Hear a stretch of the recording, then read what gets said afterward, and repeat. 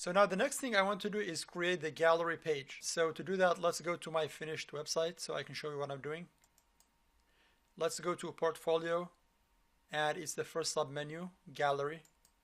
And this page has a group of 20 pictures that I chose. And down below, I have a call to action.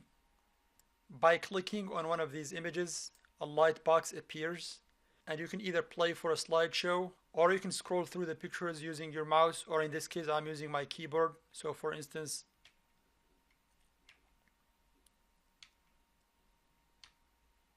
and so on.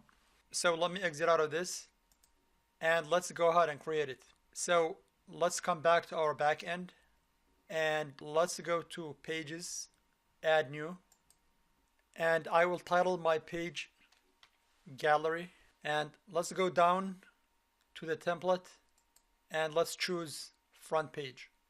And now let's go to page builder. Let's add a row and reduce to 1, insert. Now I'm going to add a widget, and the widget that I'm adding is the site origin editor. And before I edit my widget, let me edit my row. Edit row, theme. For the top bottom padding, I'll click 30. For the row layout, make it full width stretched. Click save. And now before I edit my widget, I need to download a plugin. So let's click on save draft, and let's go to plugins, add new. And the plugin that I'm looking for is called Photo Gallery. So let me paste Photo Gallery and click enter. And it's this one by WebDorado. So click install now. Click activate. And now after activating, if you scroll down, you should be able to see that we have a photo gallery option on our dashboard. So let's come up to the right and go all the way to the top and click on add gallery images. Now we still have no galleries, so what we need to do is click on add new. Let's give it a name. In my case, I named mine image gallery. And now let's go ahead and click on add images.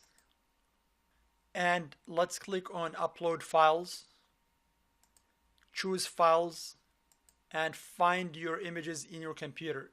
And now that I selected all of my images, I'll go ahead and click on open. And now I will go ahead and click on select all.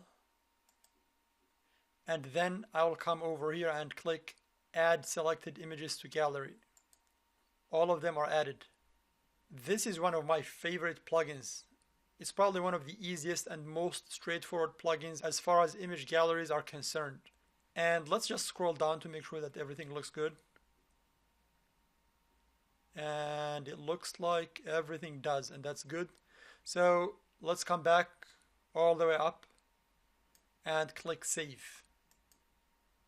And now that we got our image gallery saved, what I want you to do is come back to pages, click all pages, and go to our draft, the gallery that we were working on, click on edit.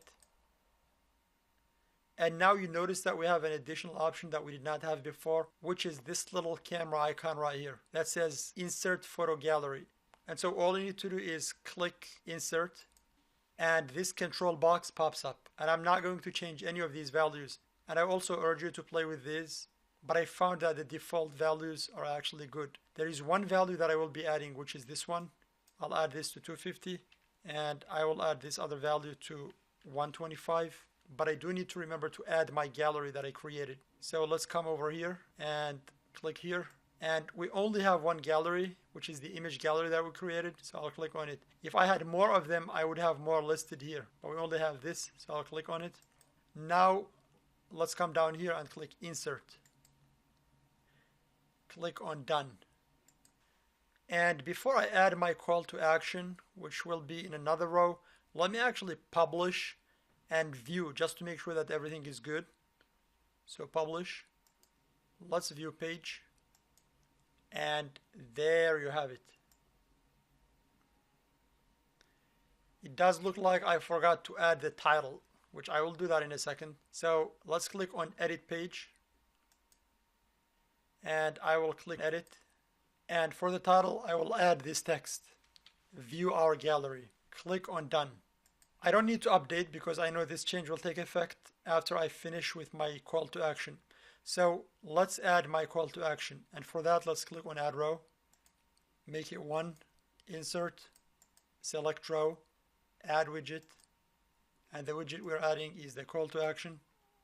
But first, let me edit the row. So click edit row. For the top bottom padding, 30. For the background color, pound 2D, 2D, 2D. And for the row layout, let's select full width, click save.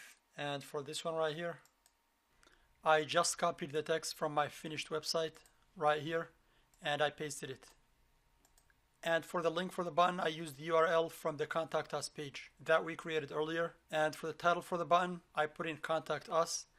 You want to make sure that you don't forget to click Display the button in line with the text. If you want them to be on the same line, click on Done. Click on Update. And now let's view our page.